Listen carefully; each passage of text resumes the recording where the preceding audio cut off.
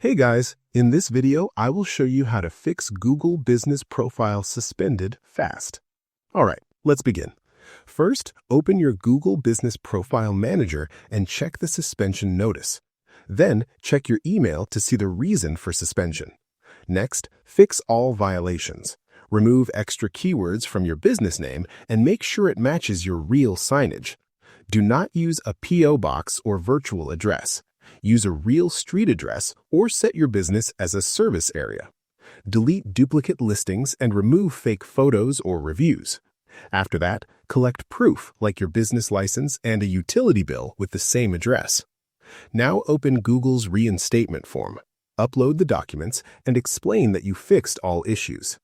Finally, wait 3 to 7 days and do not create a new listing.